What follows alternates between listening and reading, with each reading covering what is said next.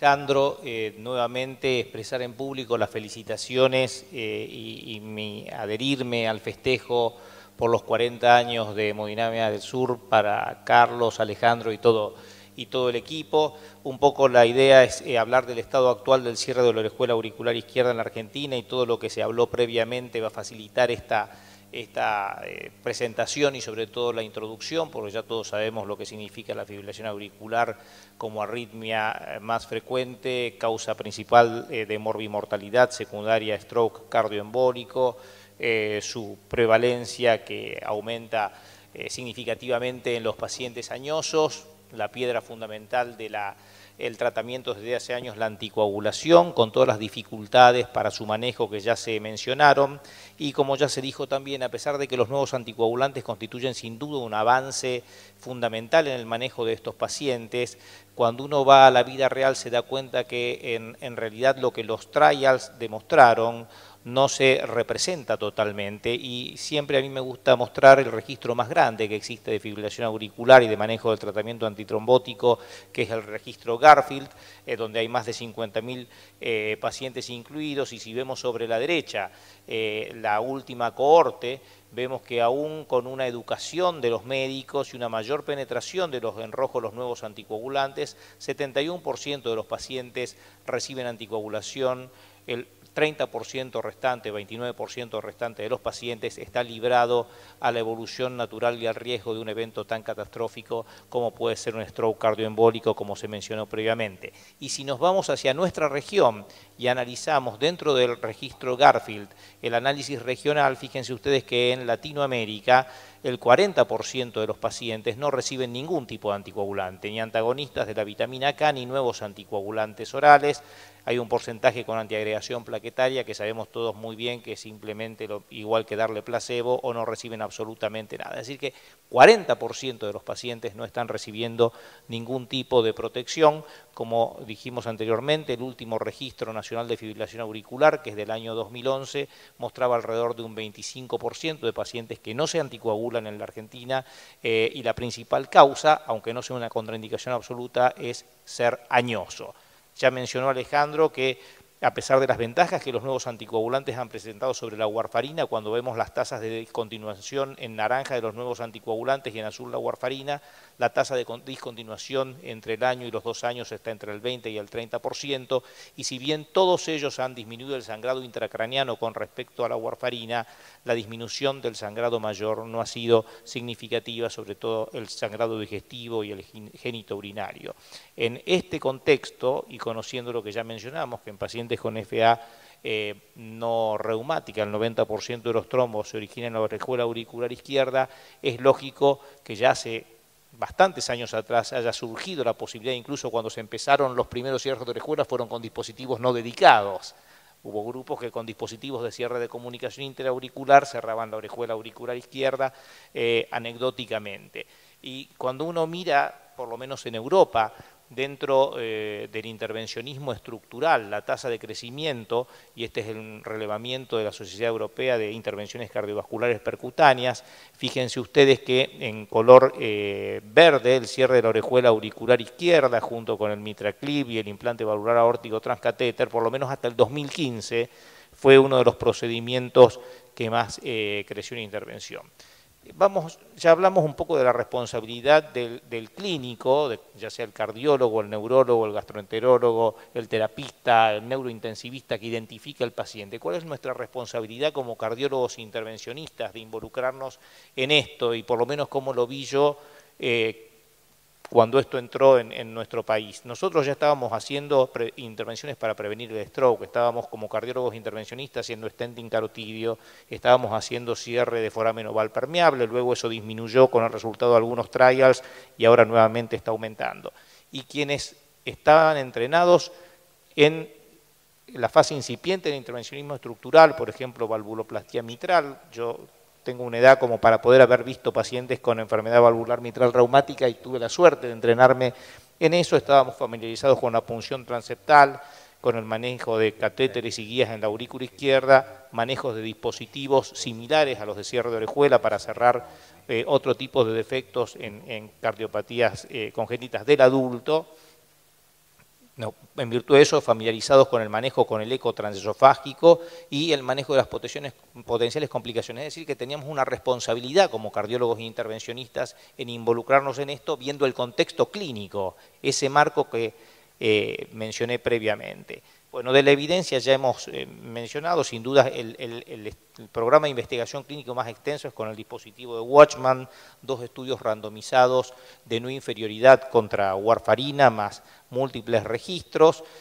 como vemos acá, y mencionó ya el doctor García, en un seguimiento alejado, el cierre de la orejuela auricular izquierda no solamente es no inferior, sino que es superior a la warfarina en una reducción del 40% del punto final primario de mortalidad de stroke cardioembólico o de embolia sistémica, sino que también, si bien hubo debido a la falta de entrenamiento de los pacientes que ingresaron en el PROTECT-EIF, donde hubo un precio a pagar fundamentalmente en derrames pericárdicos en términos de seguridad, los pacientes que tomaron crónicamente warfarina sangraron a tal punto hasta mesetarse las curvas, es decir, que la efectividad, la seguridad está demostrada, y en el metaanálisis a nivel de pacientes de PROTECT-EIF y de PREVAIL se ve que hay una significativa disminución del stroke hemorrágico, de la mortalidad cardiovascular inexplicada, de la mortalidad de cualquier causa y de los sangrados mayores no relacionados al procedimiento, todos hacia la izquierda, favoreciendo el cierre percutáneo de la orejuela auricular izquierda,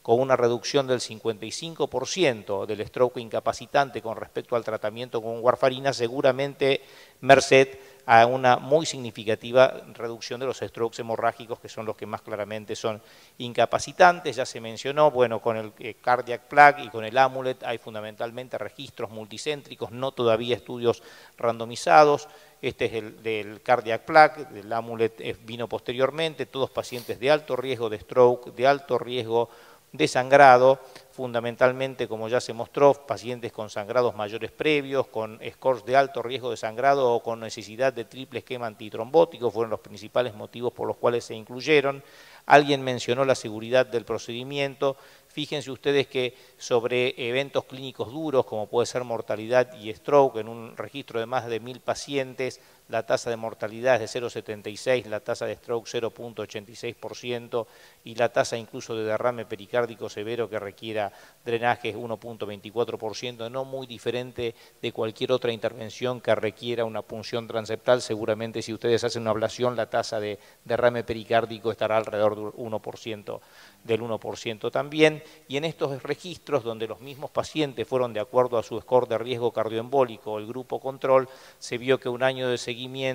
la tasa de stroke observada fue 60% menor que la tasa de stroke esperada y la tasa de sangrado observado fue 61% menor que la tasa de sangrado esperado si hubieran sido anticoagulados. Bueno, en base a esto que mencionamos, y ya lo dijimos antes, desde marzo de 2015 para los Estados Unidos la FDA aprobó para pacientes con posibilidad de anticoagularse el cierre percutáneo de la orejuela auricular izquierda como una estrategia equivalente de tratamiento a criterio del grupo tratante.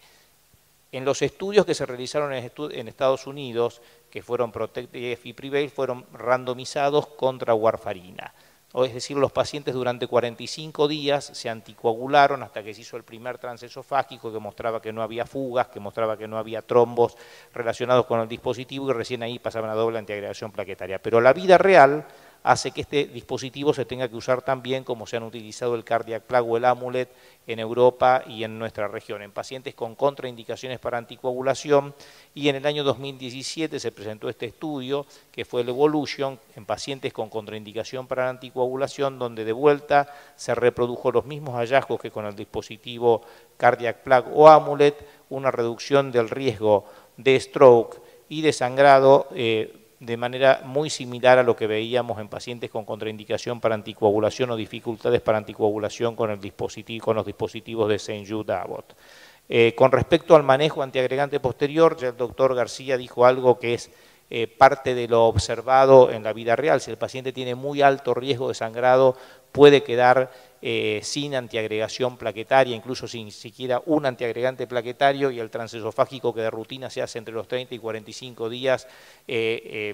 por lo menos en las observaciones que se han hecho hasta ahora, no muestran una mayor tasa de trombo adherido al dispositivo que si el paciente recibió doble antiagregación plaquetaria, pero básicamente, independientemente que uno trate con Watchman o con Cardiac Plaque Amulet, un paciente de alto riesgo de sangrado, lo que se sugiere es doble antiagregación plaquetaria durante un mes, si el paciente la puede tolerar. Luego del mes se hace el transesofágico de control, se ve que no haya ninguna dificultad, es decir, trombo relacionado al dispositivo, y ahí ya uno puede suspender uno de los dos antiagregantes y continuar durante 6 meses, y después, según la necesidad clínica del paciente, por otras enfermedades que pueda tener, se ve si sigue con antiagregación plaquetaria o no. Con respecto a nuestro país, ya lo mencioné, la Sociedad Argentina de Cardiología recomienda con una, digamos, bastante fuerza, una recomendación clase 2A, el cierre de la orejuela auricular izquierda mediante dispositivo en pacientes con alto riesgo de stroke y con contraindicaciones o dificultades para el manejo de la anticoagulación. La experiencia nuestra, precisamente para demostrar que cuando aún dentro de la curva de aprendizaje, el procedimiento se hace adecuadamente proctorizado en grupos que tienen experiencia en intervencionismo estructural previo, esto tiene muy buenos resultados. En el 2013 tuvimos la oportunidad de presentar un grupo de 90 pacientes con un CHATS de 3.15, es decir, una tasa de stroke esperado al año del 5.9%, y a una mediana de 12 meses de seguimiento nosotros no tuvimos ningún evento de stroke. Los pacientes tuvieron otros eventos de otra etiología que no eran tipo stroke, relacionados a comorbilidades y a otras patologías, pero no stroke relacionado con el procedimiento. Y cuando nos fijamos en qué pasa durante la curva de aprendizaje en los centros que tenían menos de 5 pacientes, esto lo publicamos en el 2016 en la Revista Argentina de Cardiología, y para compararlo tomamos como controles lo que fue la cohorte inicial de PROTECT-IF y el registro europeo inicial publicado en el año 2011. Fíjense que tuvimos una tasa de implante exitoso, es decir, cerrar la orejuela sin flujo a la misma en la angiografía y ecotransesofágico inmediato de 100%, no hubo mortalidad, no hubo stroke, 0 stroke tuvimos en este grupo de 91 pacientes, y tuvimos 4.4% de derrame pericárdico severo relacionado a lo que ya mencionó el doctor García. Hay que acostumbrarse a manipular material dentro de una cavidad extremadamente frágil como es la orejuela auricular izquierda. En esta experiencia no estuvieron relacionados con la punción transeptal, sino con el manejo de guías o vainas o dispositivos dentro de la orejuela, y esto no tuvo ningún impacto dentro de eventos clínicos duros, sino que les prolongó la internación 2 días más que los pacientes que no habían tenido derrame pericárdico. Las indicaciones ya se mencionaron: el stroke recurrente en paciente anticoagulado, el sangrado intracraneano previo, el sangrado digestivo a repetición con causa no tratable, comorbilidades, coagulopatías o la intolerancia a los nuevos anticoagulantes orales. Quiero hacer mención a una indicación que me parece en la cual no hay discusión, que es el paciente con sangrado intracraneano previo. Va a ser muy difícil que vayamos a tener un estudio que randomice pacientes que tuvieron una hemorragia cerebral y fibrilación auricular a seguir con algún esquema antitrombótico versus cierre de orejuela. Este es simplemente un ejemplo de un paciente que tratamos en el año 2010. Acá se ve claramente el dispositivo con su lóbulo y su disco, la ausencia de flujo hacia la orejuela auricular izquierda, y me pareció muy importante compartir con ustedes este Propensity Score estudio realizado en Dinamarca, donde observaron y presentaron en el EuroPCR en el 2016 y luego lo publicaron en el Neurointervention, creo que en el 2017,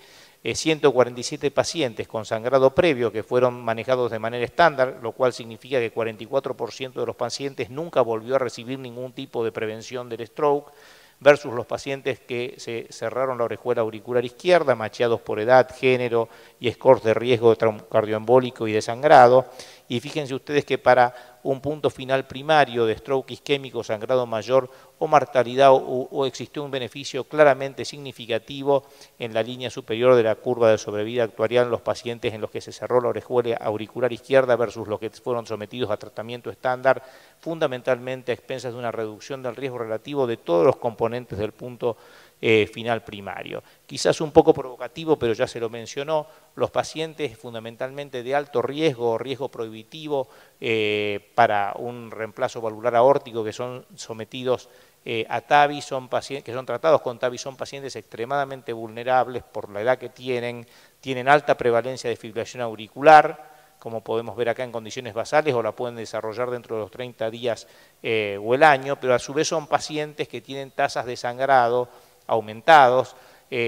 durante el primer año de seguimiento, luego de un TAVI o de un reemplazo valvular aórtico, por lo cual son candidatos bastante ideales a esto, y sobre todo si tenemos en cuenta que luego del primer día del procedimiento de implante valvular transcatéter, la mayoría de los strokes se deben a nueva fibrilación auricular o a fibrilación auricular crónica desde el primer día hasta el primer año.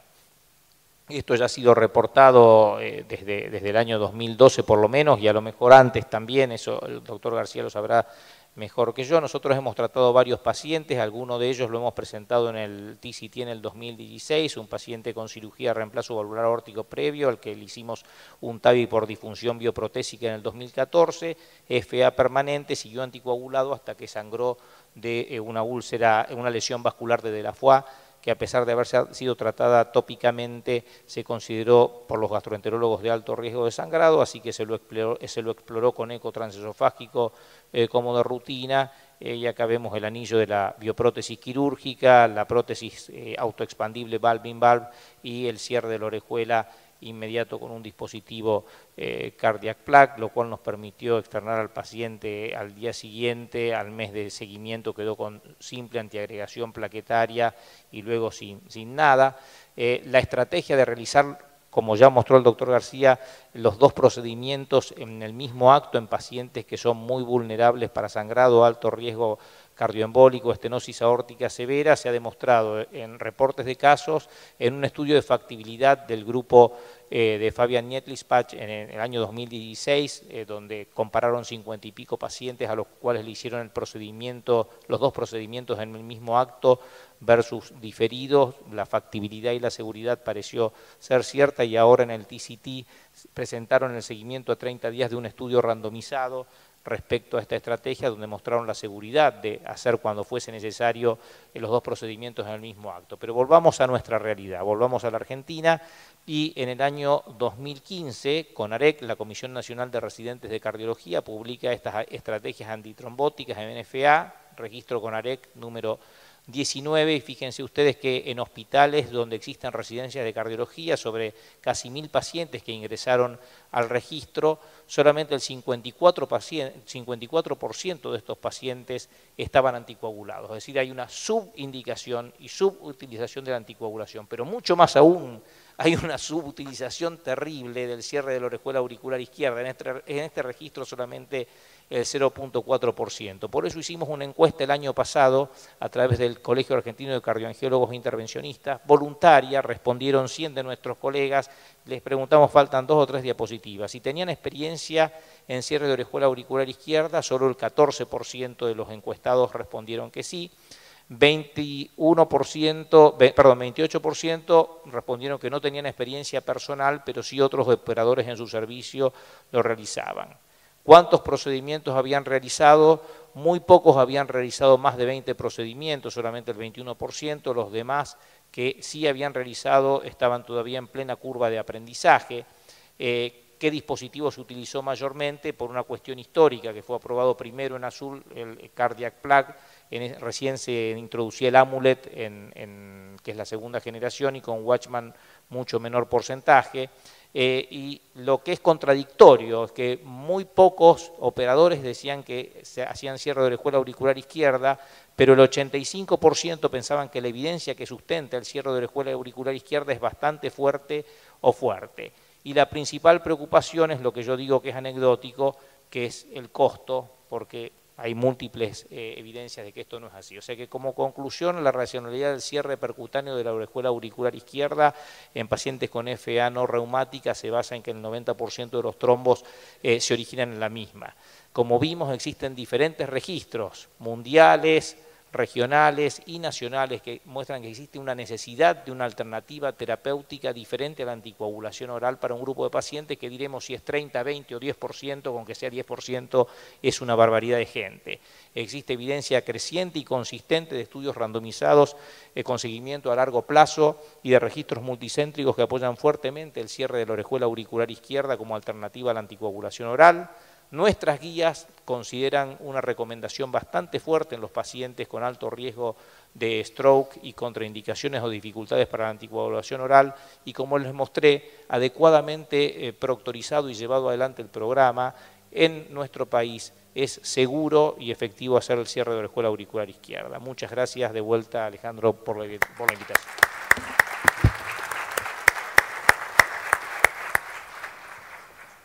Si me permitís, Alejandro, tengo ¿Cómo una no? pregunta para el panel. Para el seguimiento, ahí comentaban que tenían que hacer, bueno, un ecocardiograma al mes y después requiere algún otro tipo de seguimiento con ecocardiograma periódico o algún otro tipo de estudios que requiere este procedimiento para su seguimiento posterior. Mientras el doctor Eulogio prepara su presentación, lo que es indispensable es el ecocardiograma entre los 30 y los 45 días en este grupo de pacientes con contraindicación para la anticoagulación, porque ahí es donde uno le puede suspender uno de los dos antiagregantes plaquetarios y continuar el proceso de endotelización con un solo antiagregante. Los pacientes que entraron en los estudios americanos se tenían que hacer a los 45 días, si tenían algún leak residual tenían que seguir hasta los 6 meses y a veces hasta el año con anticoagulación, pero estos eran pacientes sin contraindicación, o sea que es una realidad diferente. En los pacientes con contraindicación no hay nada que esté estipulado en cuanto al número de seguimientos, lo que sí es indispensable el seguimiento entre los 30 y 45 días y según el perfil de riesgo del paciente, aurícula izquierda muy grande, mucho humo y demás, uno probablemente a los 6 meses le vuelva a repetir y al año un transesofágico para ver que no haya aparecido alguna imagen de trombo sobre el disco, lo cual es bastante raro porque ya está endotelizado a esa altura.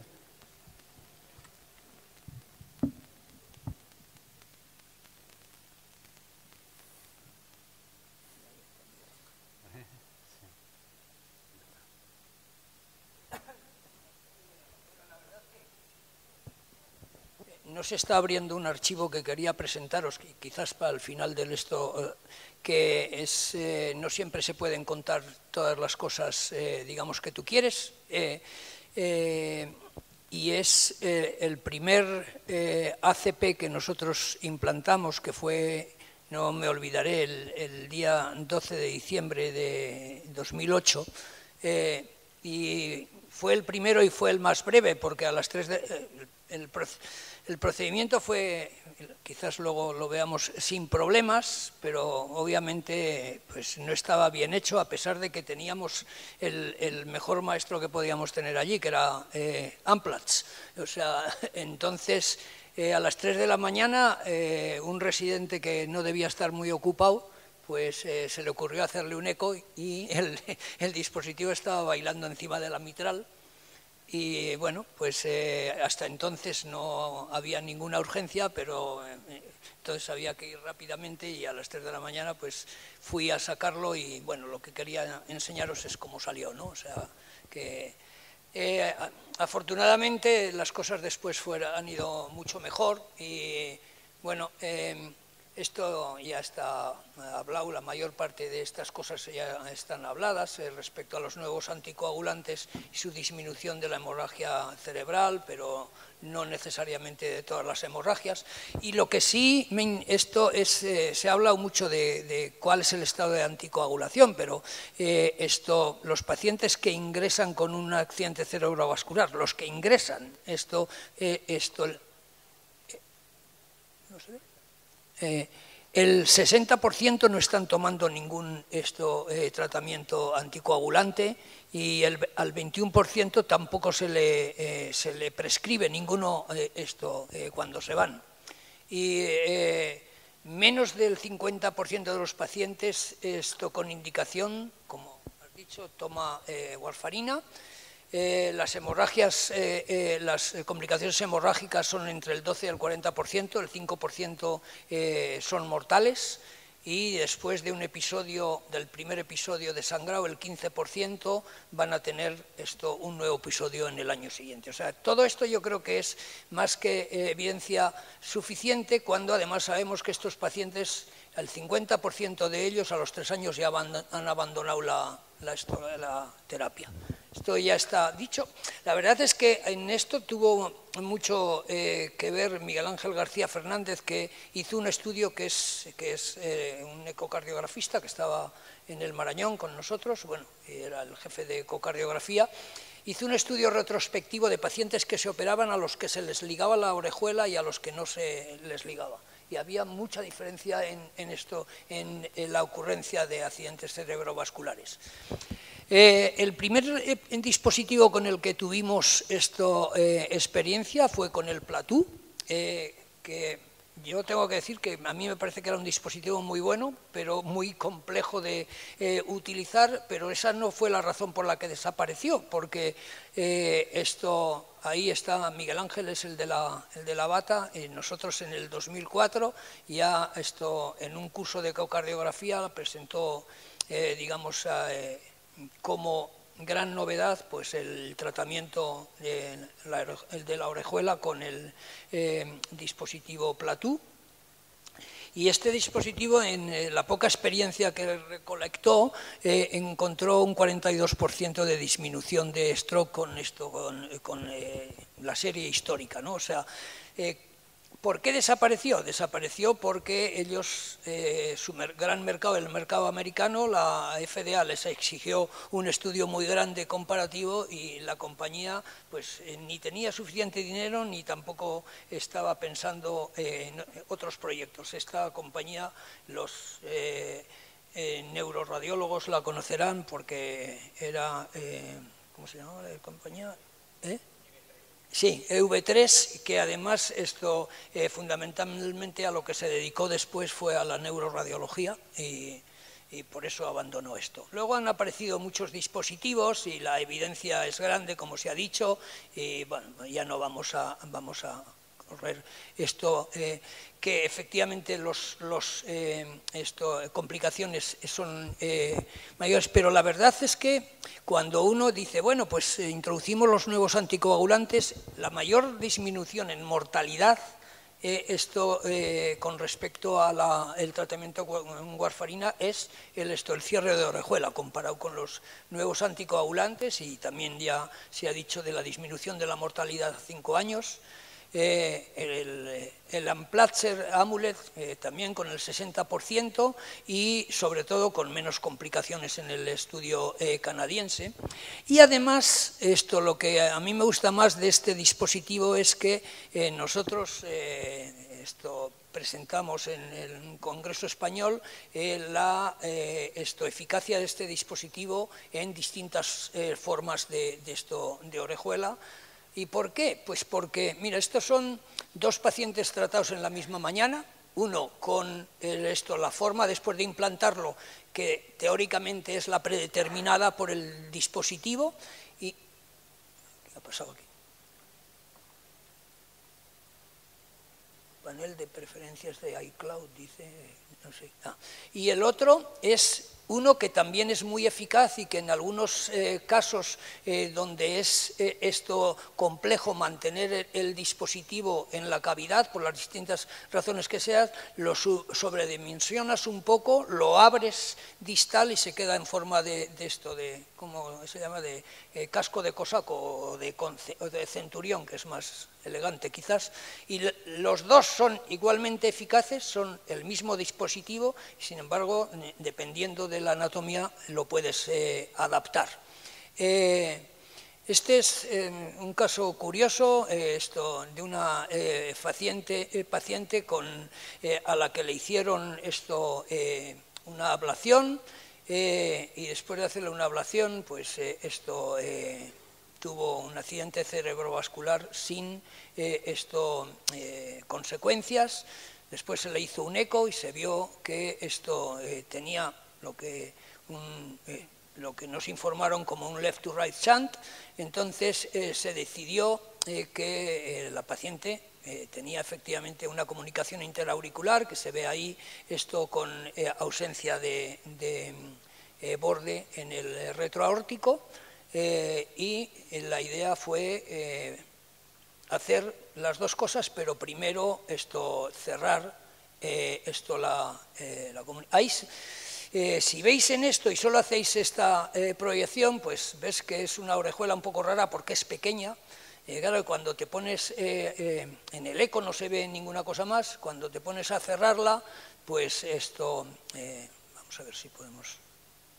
perdón. Pues tratamos de desplegarlo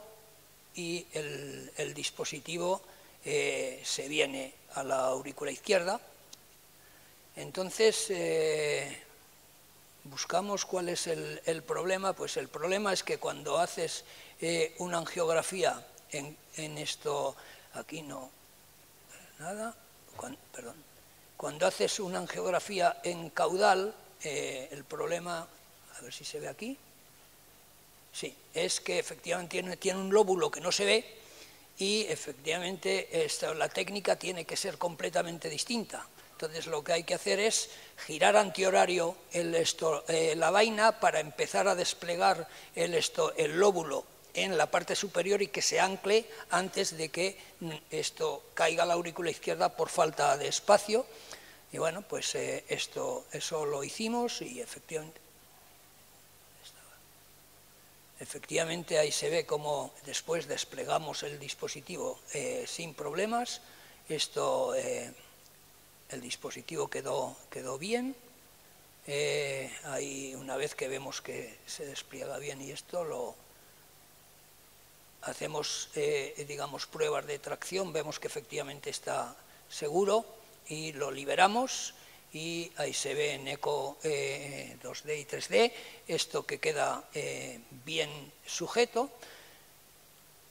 Y ya que estábamos ahí, pues ¿por qué no le tratábamos lo demás? Y la verdad es que quizás esto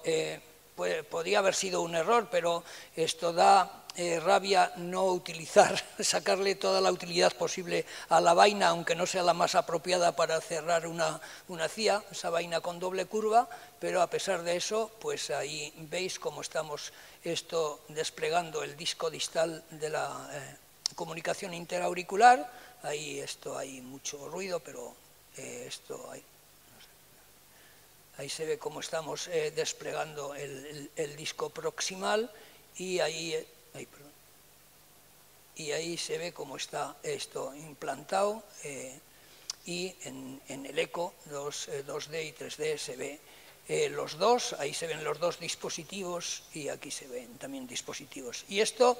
nos animó a hacer como lo que ha dicho Aníbal, procedimientos combinados, tanto en pacientes con estenosis aórtica y en otros que una paciente con una CIV que la reoperaron y le quitaron una válvula mecánica, por no sé qué problemas, le pusieron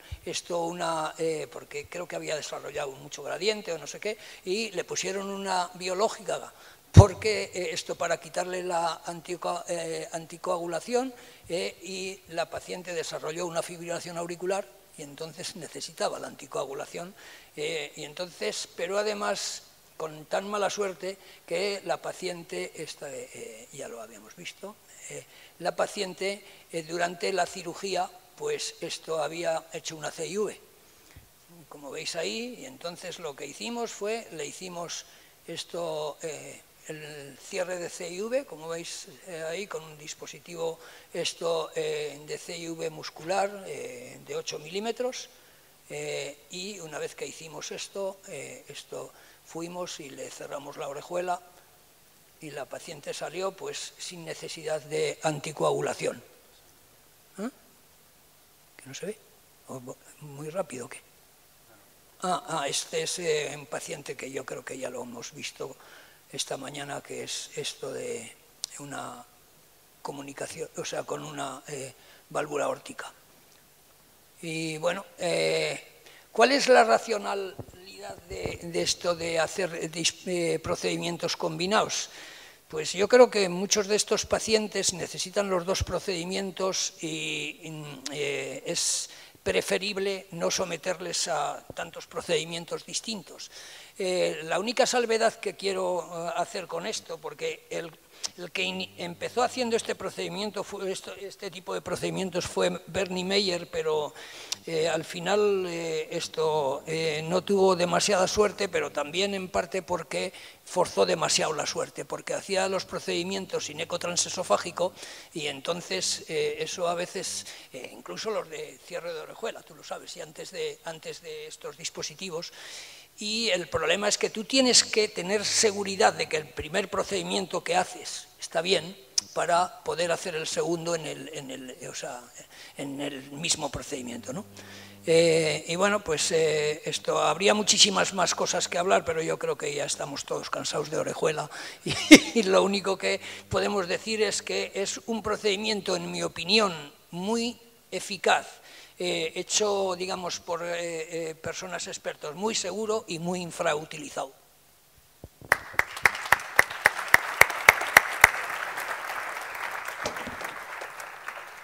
Muchas gracias, doctor García. Esa era la conclusión que íbamos a decir, ¿no? Un procedimiento eficaz con reducción de mortalidad cardíaca, ACV isquémico en comparación a los anticoagulantes, seguro, hecho en manos expertas y también, si uno tiene un programa, estar proctorizado para asegurar la seguridad del paciente y sobre todo creo que está resuelto el problema que vos decías. Si el problema era el costo, es costo efectivo y el procedimiento tiene menor costo que otras prácticas que estamos haciendo como es